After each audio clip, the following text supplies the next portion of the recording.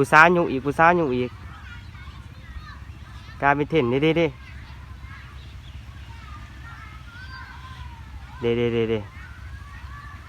ยางไก่ผู้สาวอีกได้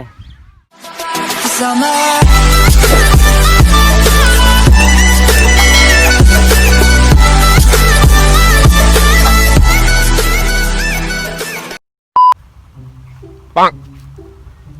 สวัสดีทุกคนเนาะมื้อนี้อยู่กับข่อยเคสตูดิโอเนาะมื้อนี้ก็สิพาทุกคนไปว่ามาแกงร้านทรายนะบ่ต้องสงสัยว่าเป็นหยังข่อยมาถ่ายคลิปอยู่ป่าเนาะเพราะว่ามื้อนี้ข่อยมีคอนเทนต์แบบว่าสิมาแกงร้านทรายของเฮาเองเนาะแบบว่ามื้อนี้ก็เป็นมื้อข่อยแบบว่าแม่นมาใส่ข่อยแบบว่ามารับร้านน่ะแบบว่าข่อยก็บ่ปกติข่อยก็บ่ได้เป็นคนแบบว่ามารับร้านหรือว่าสิมารับนะปกติกับพ่อมันแล้วก็แม่มันเองเป็นคนมารับเนาะมื้อนี้เฮาแบบว่าก็คือคอนเทนต์ออกแบบว่าเฮาก็คันข่อยมารับซื้อมันกับสิบ่ม่วนน่ะทุกคนมื้อนี้ข่อยก็แบบว่าข่อยสิมาอัดคลิปแบบว่าแกะหมกบอย1วันเนาะไปเบิ่งรีแอคชั่นของมันแบบว่ามันสิย่างไปจังได๋แบบว่าทั้งที่แบบบ่เห็นเขามารับมันจักคนไปเบิ่งเลยเนาะโอเคนะทุกคนเนาะคันมาคลิปนี้ก็อย่าลืมกดไลค์กด Subscribe กดแชร์กดติดตามเพื่อเป็นกำลังใจกับคลิปต่อไปเนาะคันอยากไปเฮ็ดคลิปหยังก็อย่าลืมคอมเมนต์ใต้คลิปข่อยเฮ็ดตามทุกคนเนาะตอนนี้ก็สิพาทุกคนไปโรงเรียนก่อนเฮาก็อยู่แบบนอกโรงเรียนไกลโรงเรียนตื่มน่ะแบบว่าเฮาก็สิถามเบิ่งเนาะตอนนั้นก็คือโรงเรียนนะทุกคนเนาะตอนนั้นก็คือโรงเรียนเขาก็ไปว่าเขาก็จะถ่ายอีกนิดนึงเนาะเขาบ่ทันได้ตีแปลงเหลืองเมื่อนะทุกคนเขาก็จะถ่ายเบิ่งรีแอคชั่นของร้านเขาเนาะคันบ่เห็นคนมาครับเพิ่นสิรู้สึกจังได๋รู้สึกแบบว่าปกติได้ยินแม่เพิ่นว่าแบบว่าคันเพิ่นบ่มีคนไปรับหรือว่าเขาบ่มารับนะคันเมื่อเอาเทื่อนมันก็สิขี้หายนะแต่ว่าเขาก็สิบ่เฮ็ดแบบนั้นเนาะเขาก็ให้มันแบบว่ายางเครื่องทางนิดนึงแล้วเขาก็สิเสลยแบบว่าแล่นไปหามันน่ะไปเบิ่งน้ำกันเนาะทุกคนเนาะเขาก็สิถามเบิ่งเนาะตอนนี้แบบว่าเขาก็สิถามเบิ่งตอนนี้แบบว่าเขาก็บ่ทันได้ตีแปลงเหลืองเมื่อนะเขาก็ต้องได้ถามอยู่นี่ก่อนอันนี้คือรถของเขาก็สิถามเบิ่งก่อนเนาะอันนั้นก็คือโรงเรียนก่อนข่อยสิบ่เข้าไปโรงเรียนบ่ก็ย่านว่าญาติเพิ่นเห็นน่ะก็เลยแบบว่าเขาก็สิบ่ได้เข้าไปหาเพิ่นฮอดโรงเรียนเนาะเขาก็ว่าจะเป็นต้องมาหลีอยู่ป่าคันเขาไปหาอยู่โรงเรียนเพิ่นก็สิเห็นเฮามันก็สิบ่เป็นตามแผนที่เฮาวางเนี่ยมื้อนี้เฮาสิมาแกล้งร้านทรายของเฮาเองเนาะมันโคตรขี้ดื้อนะไปจะได้ก็ถามเบิ่งนำกันเนาะว่ามันสิห้าบ่ว่าคือบ่ตลกกะถามเบิ่งนำกันแหละมื้อนี้ A few moments later แล้วเฮาก็สิมาเบิ่งคนแบบคุจักกันซื่อแบบว่าเขาสิขอให้มันเมื่อนํบ่ให้มันขี่นํบ่เฮาก็สิมาเบิ่งลุ้นนำกันเนาะว่าสิมีไผให้มันเมื่อนํหรือว่าให้ขี่นํนะโอเคเนาะทุกคนเนาะคันมาคลิปนี้ก็อย่าลืมกดไลค์กด Subscribe กดแชร์กดติดตามเพื่อเป็นกำลังใจกับคลิปต่อไปเนาะคันอยากให้คลิปนี้ก็อย่าลืมคอมเมนต์ใต้คลิปขอเช็ดตามคอมเมนต์ทุกคนตอนนี้เฮาก็สิไปเบิ่งโรงเรียนทุกคนเขาคือสงสัยเขาสิเลิกเลยทุกคนอันนั้นเขาตีแป้งเลยทุกคนเขากำลังสิเลิกเลยทุกคนเขาก็สิถามเบิ่งอย่างเดียวเขากำลังห้องเพลงขอเมื่อเนาะขอแม่ครูหรือว่าสาวครูนั่นเองเนาะ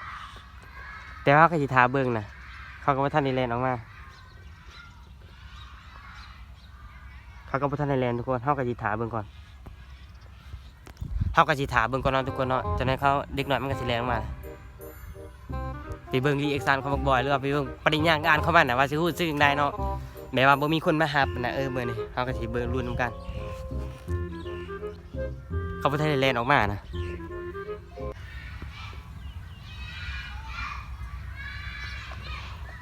เขากำลังร้องเพลงนักเรียนยืนสบายดีแม่ครูออกไปแล้วเฮาก็สิถามกันทุกคนถามก่อนเนาะเฮาก็สิถามนะตื่นเต้นอะไรเนาะแบบว่ามื้อนี้เฮาจะมาแกล้งร้านเฮาก็สิถามเบิ่งมันยางบาสิมีคนให้มันเมื่อนํบ่จักสิมีหรือบ่ว่าแบบคนให้เมื่อนะเดี๋ยวเขากำลังแล่นออกมาทุกคนเลิกแล้วเด็กน้อยกำลังเลิกออกมาโรงเรียนน่ะตอนนี้ก็บ่ทันได้เห็นร้านเฮาเนาะเฮาก็ซุ่มอยู่นี่ก่อนหน่อยนึงตอนนี้เด็กน้อยเขาก็เลิกโรงเรียนน่ะเด้เห็นอยู่ว่าร้านนั่นทุกคนนุ่งเสื้อแขนยาวสีดำ ไพ่กระเป๋าเป็นเทนนะเห็นอยู่บ่ฮัซุ่มแบบระยะไกลเลยนี่เดี๋ยวมันแล่นนะเด้ผู้สาวยุงอีกกลายเป็นเทนเด้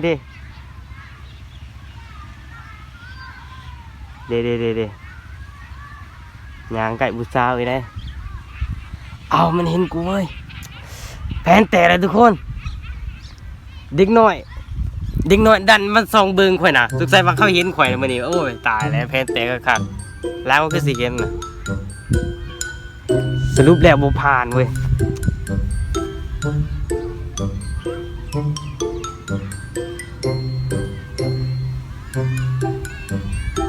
โอ้ยเด็กน้อยเขาเห็นข่อยน่ะทุกคนสุกใส่เขาสิบอกมันแหละเฮาก็สิแผนเฮามื้อนี้ก็สรุปแล้วว่าบ่สำเร็จน่ะเด็กน้อยเขาเห็นข่อยมันแลนมากเด็กน้อยเขาเห็นข่อยน่ะมันแลนมากเด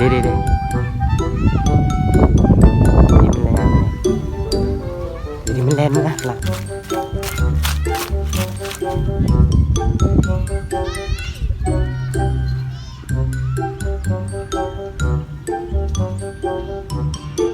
ก็แบบนี้นะไม่ว่ามีคนเอามันเซยเนาะแต่ว่าบอยจะเห็นข่อยบ่บ่อยไปขี่รถไปพี่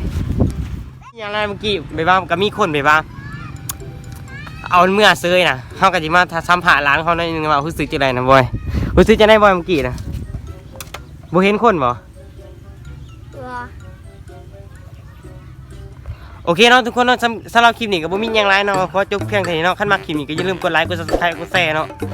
กดติดตามเพื่อเป็นกำลังใจของคลิปต่อไปเนาะขยายคลิปยังก็อย่าลืมคอมเมนต์ใต้คลิปกดติดตามคอมเมนต์ทุกคนเนาะมาปิดคลิปก่อนบ๊ายบายเลยขอจบเพียงแค่นี้เนาะ let's go